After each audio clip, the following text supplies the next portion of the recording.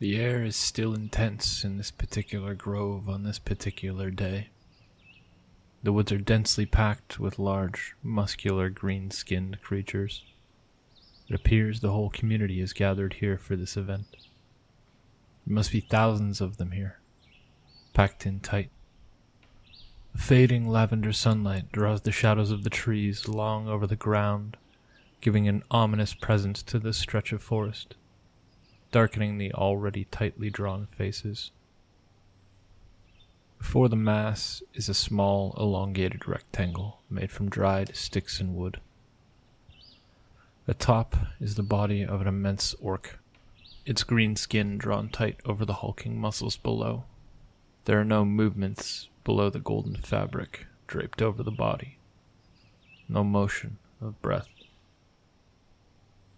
Beyond the pyre, raised about 5 feet above the ground, is a hastily built wooden dais in juxtaposition with the ornate podium that sits upon it.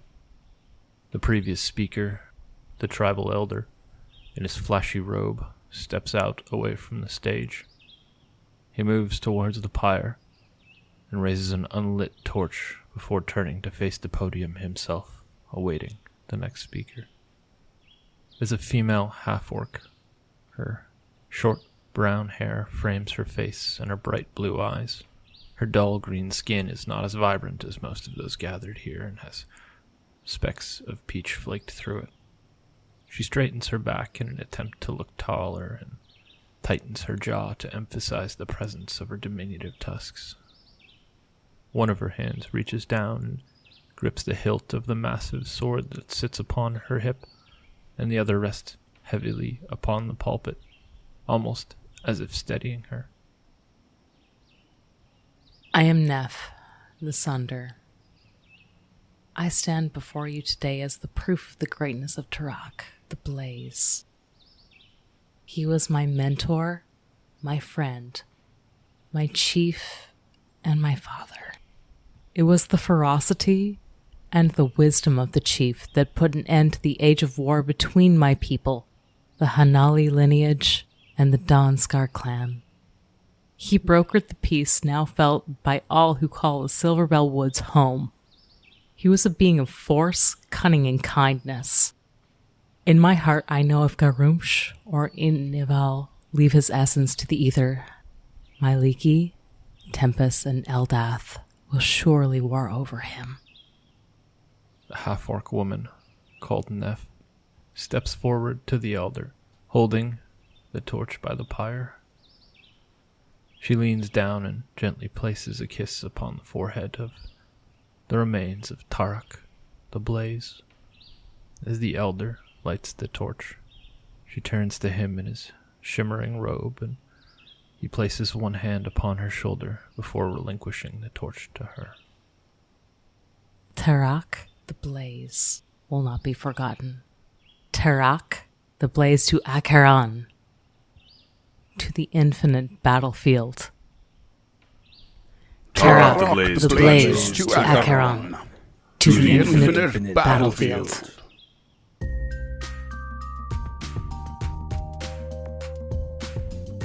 Hey there, creatures, and welcome to Encounter This, a podcast exploration of the creatures from Dungeons & Dragons and the lore that surrounds them.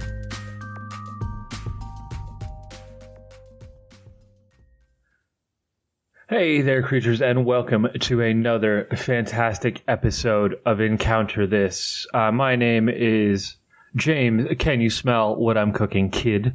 And with me, as always, is Freeman, what in the blue hell, Easton. Today is a very, very special episode, listeners. I know we're deep in Orctober, but I don't actually know what we're covering today.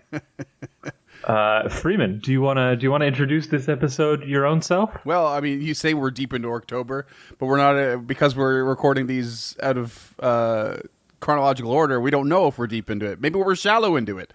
Who knows where the rock? We could just be wading into the pool of Orctober. That's right. Correct. But we are covering Rocs, which are basically just an anagram of orcs. They can be found on the Monster Manual, page 260. Okay. I thought my document was a mistake for it, but no, okay. Yep. And it's in Orctober because it's an anagram of orcs. That's literally it. Yeah. Okay. All right. So welcome to bonus episode 1 or 2. I'm not sure. We're just gonna slide this one in like we do with DMs. I love it. I know this episode's gonna rock. So let's get moving. If you want to follow along, you can find them on the Monster Manual at page 260. I already said that. Well, I said it again. Well, we're off to a rocky start. It's not going to get any better, listeners. No. If you're not in now, just pull the chute. Do yourself a favor. Now, let me tell you about the Roc. Roc is a pretty classic creature, and they essentially are unbelievably large birds. So they rest perched on the tops of mountains. And they appear like any other bird when flying overhead, but they have this tendency for some reason to like sort of make you feel like, oh, it's just another bird. You don't really register how large it is and how far away it is appropriately. And so when they do descend towards the ground, that's when it becomes very evident just how truly large they are, because I would assume that shadow just like suddenly takes over. And these like unbelievably massive birds, they're like brown or golden in color usually, although sometimes they could be red, black, white, and they have a wingspan of over 200 feet. That's a lot of feet. Wow. Yeah. So as such, they rival even the oldest dragons in size. And they can weigh as much as 8,000 pounds or 3,600 kilograms. That's so much. I'm sad to report I did not come up with any weight comparisons like you usually do. That's all right. That can be my bit. Perhaps you can find something as we go. I guess maybe. I'm sorry. I'm like actually having a hard time fathoming how large these things are. Right. I am particularly bad with eyeing out physical measurements. Like I could not tell you how far a kilometer is from my own house, like where you would get to. Like I just don't. I can't eye that stuff out. I couldn't even tell you how an average amount of feet or meters my wall is. Like I just don't. I don't. Right. I've never been able to register it very well on those things. So I'm with you. Maybe even worse off. 200 feet. It's massive. I think that's 2 football fields. Is it? Holy jeez. Oh no, that's yards because Americans are weird. Use yards. I don't know, man. That's so like, what an arbitrary measurement. What is that in real people? It's 60 meters, almost 61 meters. Crazy. So that's a lot. Yeah.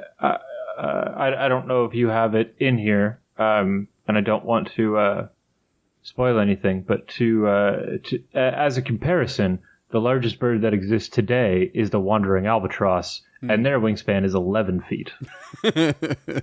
So this has got a whopping 189 feet on that. Yeah, That's like 100 times an albatross, and they're not small. Yeah, right. Yeah, the origin of Rocs is actually, in one of the more rare cases, given plainly and clearly in this one. Really? Some like vague description. What we have is Anam, the father of the giant gods, who created Rocs in ancient days when giants and dragons were at war for dominion over the world. And this was an effort to give the giants the opportunity to challenge the dragons' domination of the skies.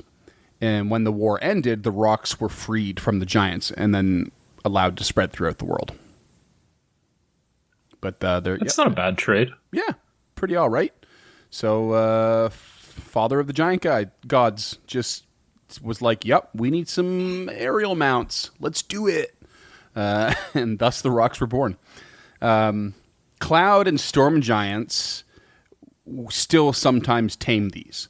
And the Rocs treat even giants as potential prey, though, so it's a very dangerous game to do it. They have no lingering loyalty or affiliation. And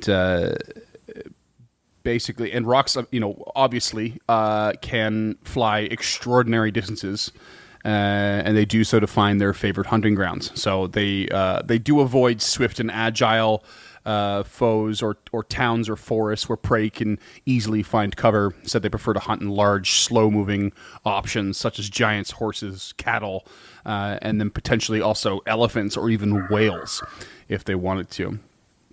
At which point, of course, they would dive in. Should we get into the art at this point and talk about how there are literal pictures of Rocs carrying away elephants? Yeah, it's pretty glorious. We got 1E, 2E. Both have elephants in their talons, and they're much different. Whale. That's whale. That's a narwhal. That's a narwhal for sure. You think so? Why do you think it's a narwhal? I would say so. I think it's a narwhal because the shape on it, and there's no dorsal fin, which would lead me away from dolphin or shark. It's hard to. Yeah, it's hard to see. I mean, it still could be. Yeah, it doesn't have to be a narwhal specifically, though. It could still be another whale. It doesn't have to it would be a killer whale, but it could be a blue whale. Yeah, I guess. I mean, the coloring and the shape of its back lead me to believe it's a narwhal, but. Narwhals, don't they have the big unicorn horns on them, though? Yeah, but I mean, that could just be covered with by its tail. Yeah, that's true. So, and then 4E's art is kind of crazy because there's like a big thunderstorm bird at the top, and then there's like a fiery phoenix at the bottom, and in the middle. 4E art is straight up a ripoff of Pokemon. Like, we're looking at Zapdos, Articuno, and Moltres here. Yeah, pretty much. And this one, in this case, carrying a horse that looks quite distressed. Yes, it does. But then, so does the elephant in the 2E artwork. It looks real scared. It looks like it might actually be crying. Yeah. Other than the 5E art, it's just straight up a rock, just sort of swooping in, and it looks pretty badass, to be honest. The coloring on the 5E art always got me. I think it's so beautiful. Yeah, really, really cool. So, big fan of that one. But there was a lot of talk here and there, especially in the Forgotten Realms wiki, some of the extended lore about like specific coloring, but 5E doesn't seem to have like gone with that trope in any regard, because it's like, oh, they're this color or that color, and like, oh, here we've got like one that's red, blue, and white all in one go. So I think it's kind of out the window for the current standard of this creature. But yeah. But yeah, these massive creatures, they live for centuries, and usually in solitude. Their nests usually composed of anything from like full trees and tents that they've picked up to broken ships, and then like remains of massive caravans and that sort of thing. So they'll kind of grab sturdy things, and in some cases even pre-built things that have like sort of been destroyed, and use them as pieces of their nest. And they tuck these nests into crevices and clefts in mountains, away from the reach of lesser creatures, if you will. And these nests often contain treasures that basically accidentally came with the materials that built the nest. So your broken ships and your massive caravans and that sort of thing. So leftover goods can be found in their nests as a result. And even more rarely, though, green spotted eggs the size of a human may be found, though they mate very infrequently. So it's a pretty rare thing to happen. Crazy. In 2E, I did come across a little bit of extra information I thought was interesting. And there was a sub-race of Rocs called the Zakharan Rocs, and were supposedly even larger in size. And they basically had three variants. There was the common roc, the great roc, and the two-headed roc. Common rocs were crimson-colored crimson-colored wing-tip feathers. Great rocs had azure wings, and two-headed rocs had jet black wingtips. And they tended to become bored and hungry more quickly, this subset. And the two-headed rocs were often more sinister and could be persuaded to aid individuals in exchange for large quantities of food. And they also, the two-headed ones, tended to hoard shiny treasures from past prey, and they specifically went out of their way to line their nests, in particular to attract mates. There wasn't much more in that, but that sort of general description really gave me the vibe of they were maybe a little bit more of an intelligent creature and or could communicate. And if they couldn't, maybe they just, sort of did like almost like a smart, able to be trained animal to a degree. But like a falcon or a crow. Right. That's I'll do this for things in exchange, but always staring at you like you are much lesser than them. In that terrifying regal manner. But yeah, that's pretty much it for the Roc on D&D lore that I've compiled here. That's not bad, but if I'm honest, I thought there was going to be more. Like, that's a lot, but but I don't know. Yeah. At the end of the day, these are they're just beasts. They are unaligned beasts of the world. They just happen to be massive. So that's sort of it. That's them. They exist. And maybe you'll encounter one, maybe you won't. And if you do, maybe look out. Maybe hunt down its nest for some treasure. Who knows? Moving into cultural lore, these creatures come from Arab folklore in particular. And the sailors' lore of that region, of the sort of Middle Eastern region. And they are perhaps most famously mentioned in the collection of Middle Eastern folktales, 1001 Nights, in which they are mentioned in both the tales of Abd al-Rahman, I think it's how you say it, and Sinbad the Sailor. And Roc is, of course, an anglicized version of the Arab word, which in turn is derived from a Persian word, neither of which I've bothered to write down. Because I saw them and I went, nope, not pronouncing that.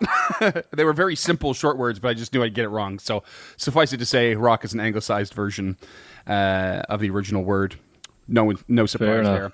And what's also important is that it's specifically not associated with the word rook, which is apparently a common misconception. So like a bird's rookery or something like that. Oh, okay. Yeah. I never even put that together. Yeah. When I think rook, I think of like a knight. Right, yeah. Or a tower. Yeah. But I guess the word tower was probably same derivative as a rookery. Very likely, yeah. So that was like specifically a little aside on the wiki page for these creatures, and I thought, oh, okay, cool. I wouldn't have put it together myself either, but it's kind of neat to know. Yeah, that is not where I thought these creatures were going to come from. Oh, no way. So that's awesome. Yeah, I was convinced that they were Greek because of I think one of Hercules' labors was to fight a roc. Well, yeah, I think they do pop up in that actually. So there is a bit of debate. I think it might just come down to a point in history, though. I'm certainly no historian, so I couldn't even really tell you when Hercules' tales were being developed, like what century that was in. Like, I have no idea. But according to an art historian named Rudolf Wittkower, the origin of the Roc is actually rooted in the tale of the Indian solar bird known as Garuda, who was fighting the Chthonic Naga. And there's a sort of what you call a mytheme, it's like a thematic something in a myth, of a giant bird carrying away an elephant that was battling a crocodile. And it appears in two Sanskrit epics, one we've definitely heard before, the Mahabharata, and then the other one is the Ramayana. I can't remember if that one came up as well or not, but that would have been. They certainly both did. In we went into those in pretty aggressive detail in Rakshasa. Yeah. So these creatures or a creature like them, or that mytheme of a giant bird doing this appears in those, and then it is sort of very closely related to the stories that surround the Roc as well. So that root is sort of connected in there. In the 13th century, Marco Polo actually stated the following. A little quote here from Wikipedia. It says, "It was for all the world like an eagle, but one indeed of enormous size, so big in fact that its quills were 12 paces long and thick in proportion. and it is so strong that it will seize an elephant in its talons and carry him high into the air and drop him so that he is smashed to pieces. Having so killed him, the bird swoops down on him and eats him at his leisure. So Okay. lines up pretty good there. He also claims that the roc flew to Madagascar specifically, and that the Great Khan, which is Turkic or Mongolic emperor equivalent, sent a messenger to the island who then returned with a feather. However, that feather is believed to be the frond of the raffia palm tree, which I just sent a picture to you of. And you can see that the frond on that tree very much resembles a bird's feather in its own right. It certainly does, yeah. And so he, but Marco Polo does specifically go out of his way to distinguish the roc from a griffin, because there were some tales even at that time considering that they might be the same creature. But he explicitly went out of his way to say that's not the case, even though, of course, he definitely never saw one. Let's be honest. That's probably true. Oh, history. But of course, so based on Polo's account, many assumed that the island that Sinbad traveled to in the Arabian Nights is actually Madagascar. And this led to a few artists to be inspired by Polo's description, and thus a number of pieces still exist. So I've got a couple here I'll show you. So I'm going to flood the Instagram with these, which is pretty fun. But we've got one here from 1590 by an artist named Stradanus. And it's just sort of this like crazy scene happening on a boat with all these things. There's like a floating man with like a harp. It might be an angel, but has no wings. There's some dude on a boat. There's some guy, I think that's a cherub. Yeah, it could be a cherub, yeah. There's a guy who looks like he's eating an arrow. There's some weird... there's like a woman in the water, but like their leg is turning into a tail that they're grabbing onto. There's all kinds of shit happening in this. There's a king sitting in the clouds, but you can see on the top left, there is a big bird carrying an elephant. Yeah, that bird looks more like a turkey mixed with a heron with wings just glued onto it than anything else. But it sure does, yeah. Yeah, and it seems to be so out of perspective. Like the rest of the perspective in this image is so well done, right? But that is just it's not adding up. Just it's like putting a sticker on a picture, you know? Like it looks like it's supposed to be there, but it's not. This other one I have here is from Franz Rosel von Rosenhoff. I love that name. And it's another big mishmash of all kinds of animals and shit happening. And it looks like there's like a chimeric creature possibly in the center there. It kind of looks like a cockatrice or something like that, fighting some weird wolf thing. And there's just like goats, and there's a cassowary and what looks like an ostrich and a monkey and all kinds of stuff. But if you look at the sky, there's a peacock and a heron. Yeah, there's a bird on the top left that's carrying like a deer. There is one in the background that's carrying an elephant. Oh, the elephant's much bigger than I see that one. Yeah. Which makes not a lot of sense. And as far as I know, I can't remember where it's at, but there's supposed to be a third one in this picture as well. But yeah, it's a pretty wild ride. I've also got, let's see, this. Here's one from a long-running French publication called La Magazine Pittoresque, and this was in 1865 that this one was released. And it's like it's a depiction of some sailors. Very much Arab or Middle Eastern nature, and they've cracked open Roc's egg, so the chick is coming, and it's huge.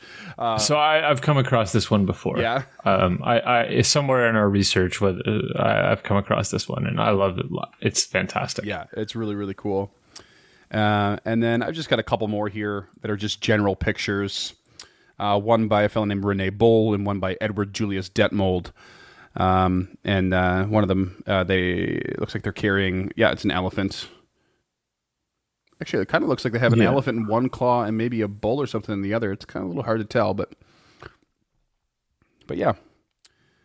neat pieces of art. Hopefully they'll all be out there for everyone to enjoy whilst listening. Yeah, I think that might be an auroch. Oh no, that's a rhinoceros. It's 100% a rhinoceros.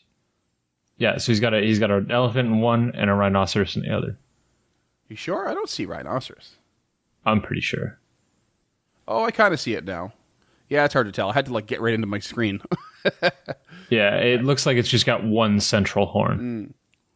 Well, two central horns, but yeah. But yeah, that's all right. And then the other one has a little dude riding on him. That's pretty neat. Yep. There was an Elizabethan poet named Michael Drayton that imagined the rock aboard the biblical ark in a passage, which I'll read real quick. It says, "All feathered things yet ever known to men, from the huge rook unto the little wren, from forest fields, from rivers, and from ponds, all that have webs or cloven-footed ones, to the grand ark together friendly came, whose several species were too long to name." And just trying to imagine why the rock would get onto the boat at all. It's so big. How would you have a boat big enough? You wouldn't. How big is an aircraft carrier? Oh man, probably not big enough for what the Noah's Ark claims to be. Definitely not big enough. Well, no, it wouldn't be. So, an average aircraft carrier looks like it's about 1,100 feet. Yeah. Yeah, there are some rationalizations to the myth surrounding the rock, of course, and they usually suggest that the story of this creature are embellishments of the very impressive ability of eagles carrying away lambs, which back then apparently would have been a very often witnessed thing. As recent as 1994, however, there was a subfossil of what is known as the Malagasy crowned eagle, which was identified in Madagascar and thought to have been a top predator of the island and hunted giant lemurs and pygmy hippopotamuses, which are, not the size of elephants, but we're talking about a pretty sizable prey for a predatory bird. So the bird would have been quite big. Yeah. But, of course, that being impressive nonetheless, another option was that the Epiornis elephant bird was hunted to extinction in the 16th century, and it was flightless, but it did stand 3 meters tall, and their massive eggs were known to exist as early as 1420. So that is also another rationalization of what this creature could have been. And then, this one's my favorite, there was a possible misconception that the African ostrich, and this is due to its rather unique aesthetic, was believed to have been a chick of a much larger adult bird. Oh, okay. Yes. That one I can actually get behind. Right. Thought it was pretty interesting. So oh my God, look at the size of these baby birds. They're huge. There must be something massive out there. No, those are just their own birds. But yeah. And then the list goes on really for some of the rationalizations and stuff. But I thought those were the most interesting. But yeah, that's it. That's what we got for rocks. I found a picture of a golden eagle carrying a lamb, yeah, and I sent that in the Discord, and then a photo of a trainer holding a golden eagle for size comparison. Crazy. They are big. Yeah, we have them over here, and I've seen a few of them, and they're big. There's an old video you can find somewhere online, probably YouTube or whatever, but it's like a golden eagle getting at a mountain goat, and it basically grabs it by the horns and wrestles it off the edge of a cliff. And then the video just watches the goat fall. It just slam to the ground and flip and roll and just eventually comes to a stop, totally dead and crushed. And the eagle just goes down and picks up the corpse and flies away with it. You're like, that is insane. Yeah, it's a really gnarly video. Not for the faint of heart, for sure. But no. Yeah, it's really intense to watch. Eagles are vicious, especially golden eagles. I have seen these things hunt, on my hikes and stuff, and they're wild. Yeah. Like seeing them dive into the ocean, like head first into the ocean and come out with like a 2-foot long salmon, like just like it was nothing. Yeah, like their wingspan is 1.8 to 2.3 meters. Yeah, they're big. So pretty neat. But that brings us to the most important part when we crack into the sort of thing that keeps us afloat on rocky waters. I thought you were going to do a for the birds pun there, but I like what you did better than anything that I could come up with. Okay, good. Hey, Freeman wins a segue for once. I'm very tired. For all of those of you out there who are just joining us for the first time, this and every other episode of Encounter, this is unofficially sponsored by Strangefellows Blackmail Northwest Stout, the iconography of which is Odin's Raven. What a beautiful, delicious beer. Yeah. It is a dark, dark bird, and we are talking about the dark, dark history of a species that never existed. So it's less dark and more just funny. Yeah. But, massive, gargantuan, technically, unaligned beast. What CR would you guess, just with those descriptors? I looked, so... Cheater! I knew what its CR was going into this because I always look at the rock and I want to run one so fucking badly. I love these things. I love birds, and I love the idea of a giant bird carrying away an elephant like it's nothing. Mm-hmm. That's pretty wild. And I have no idea how you guys would fight that, and I want to see that. I want to see what you would do. I have a little story with having. I did use one of these once actually, but it was a very flavorful moment. But I'll save that. Okay. Later. But yeah, these things are CR11, which I think is just right out of the gate pretty appropriate for, again, an unaligned beast and its size. I kind of like that it sits in that middle of the level pocket. Like at level 11, like your party is powerful. And by level 20, you're basically each practically a god yourselves, right? And so I feel like that's a solid little place to have this creature. But we'll see if it adds up in our opinions here. He does have a land speed of 20 feet, but of course a fly speed of 120. Its AC, wow! Yeah, its AC is only 15 with natural armor. It's huge, so it's relatively easier to hit. But there are no languages or resistances or immunities to speak of.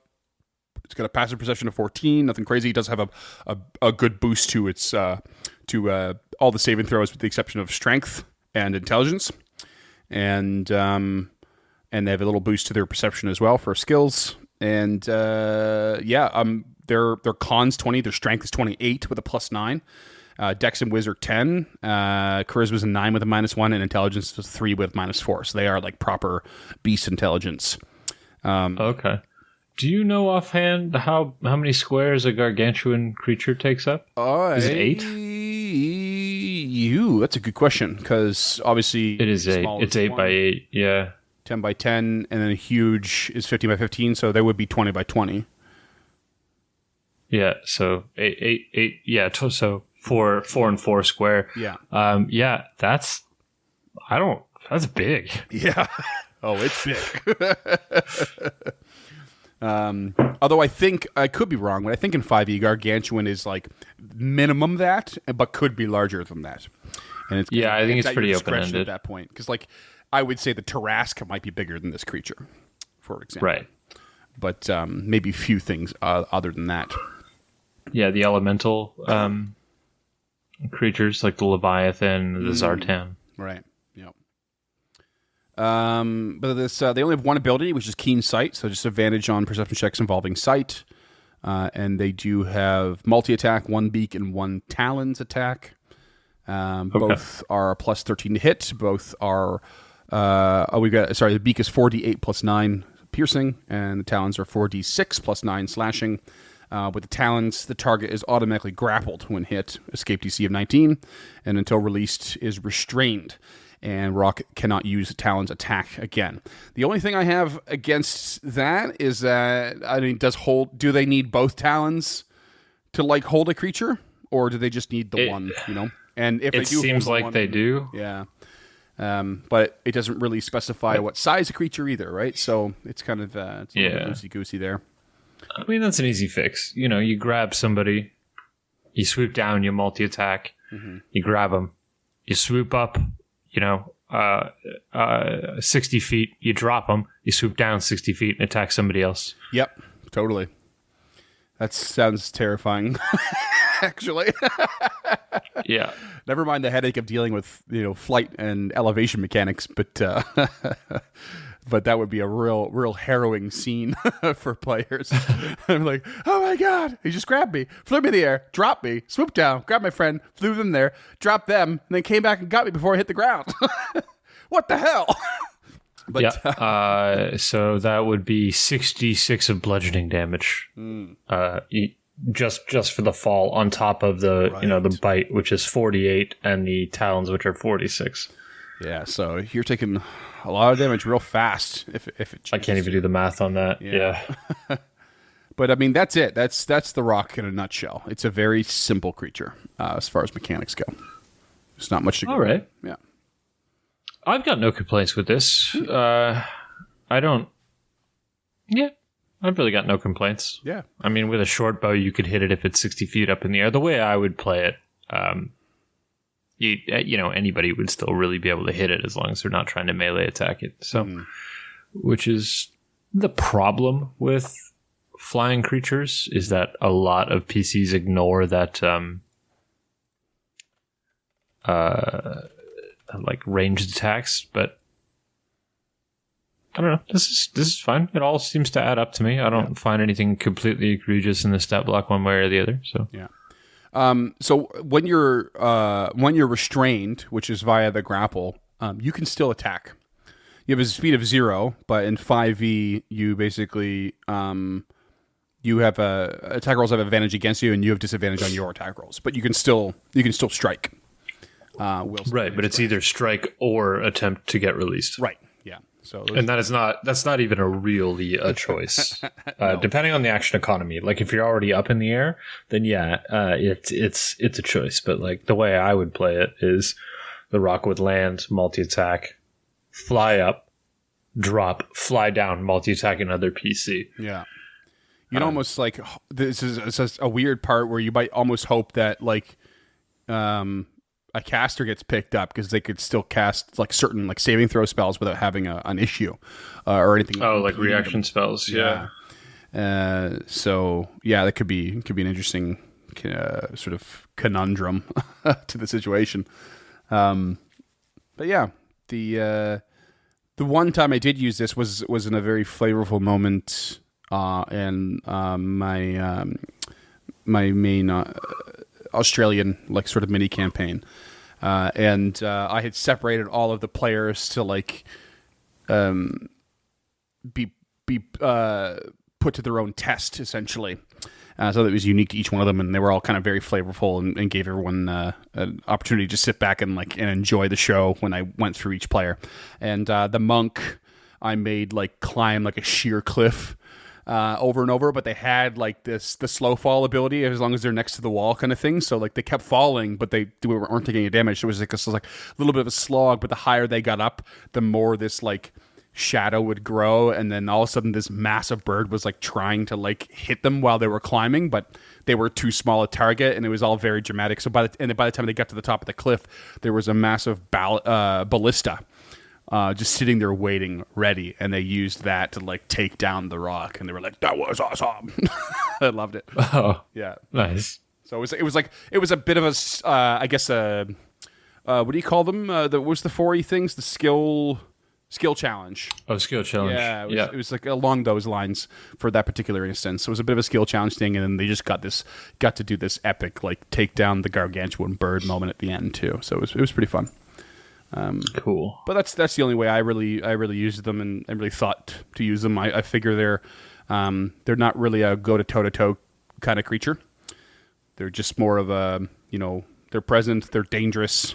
they're rare, but like if you do happen to find one, just be very, very careful. But I just have a hard time imagining this massive flying creature being able to pinpoint, the target of a PC. And like it says in the lore, they don't go for small, agile creatures as like a primary hunting target, right? So yeah, that makes sense. There's nothing in the stat block for such a thing, but I would be maybe inclined, though I don't have any particular ideas off the top of my head, I would be a little bit inclined to like, say, especially if you're like a smaller, tiny creature, maybe they just can't get a hold of you at all. Or they have disadvantage on the talent attacks or something like that because you're just too small or maybe a dexterity saving throw or something like that would be not outside of the norm. Or maybe they don't get to automatically grapple you. They can still get you the damage and no problem, but they now have to roll instead of getting an auto success. Right. Yeah. I mean, that's what that's what I would go with, but probably the other way. Like you've already been hit. Like get out of the way and get that dex save in to not be grappled. Yeah, you can essentially just like do the grapple DC or the escape DC as a dexterity saving throw DC to avoid it altogether. Yeah, that makes sense. Yeah. I like that. So, but I mean, depending on how you want to run it, rules is written, kill this party. Like this is a TPK machine. Yeah, seriously. It'll take several rounds, but if you're patient, it'll do it. Yeah. I guess you'd have to provoke the rock first, which I could think of a few situations where it would that I could put you in where you would just do it. Yeah, the potential value of any treasure in the nest or the very, very rare egg, that you might want to bring back for some reason, whether you're hired to do it or someone just rolls the right nature or history check to realize that how rare those eggs are at all. Someone's greed might come out. Yeah, there's always some greedy rogue in the party, Almost always, yeah. But that's the rock. This is the orc anagram rock. Love it. Absolutely love it. I'm going to go look up pictures of eagles. And that's James Knight from now on. And of course, it may be worth mentioning in case, some of our listeners didn't pick up on it, but both of our nicknames this time around were just references to Dwayne "The Rock" Johnson when he was still a WWE wrestler. Right. I figured that would have been, I mean, I guess it's worth spelling out. I was kind of disappointed you didn't go with the Scorpions reference because I love that band, but that's okay. What reference would that have been? Rock You Like a Hurricane. Oh, okay. Detroit Rock City. Yep. We built the city on rock and roll. Cleveland Rocks. Rock me mama like a wagon wheel. Oh God, I hate that song. Yeah, God, that song blows. Why did I even say it? Oh God. Okay, now I'm done. Ruined it for myself. I guess if you want to see any of the photos that we talked about today, some of those dope artworks that we definitely don't have the license to publish, but we're definitely going to republish because they got to be in public domain by now. You can find them on Twitter or Instagram. Twitter and Facebook at EncounterPod, Instagram at encounter.pod. If you want to find that Rakshasa episode where we talked about the Mahabharata and the Ramayana, you can find that on our website at encounterthis.ca, as well as any appropriate links and links from this episodes where you can actually read those in their entirety in an English translation that, as far as I know, is good enough. And if you really liked it, like really, really liked it, for $5 a month, you will receive a handwritten thank you letter and access to our show notes. And for $10 a month, you can suggest a creature. I can't think of any creatures made of palm fronds, but maybe you can, and suggest that maybe there's something in, I don't know, Star Trek that's made of palm fronds, a palm frond ferengi or something. Because that $10 a month that suggest a creature is not just limited to Dungeons and Dragons. It is limited to tabletop RPGs and the scope of your imagination. And you can find all of that information on patreon.com/encounterpod. And we'll end with one final fun fact. The weight of a rock lies squarely between the weight of a limo, terrain crawler, SUV, or truck, and a cargo container or monster truck. I thought you were going to do a parable about a stone. Sure wasn't. And I was so prepared for it. I was like, this is going to be amazing. Here's your adventure hook. There's a sword stuck on the side of a rock. There you go. like the fable with the lion with the splinter in his paw. Like, egg your characters on to pull that sword from the rock. And perhaps they'll become king. Yeah. Or maybe you've got a bard and they want to found their own school, and maybe they can specialize in rock, and it will be a school of rock. Oh my god. We're going to go now. Thank you. Please come back. Or don't. At any rate, we will talk to you next time, dear listeners. Thank you.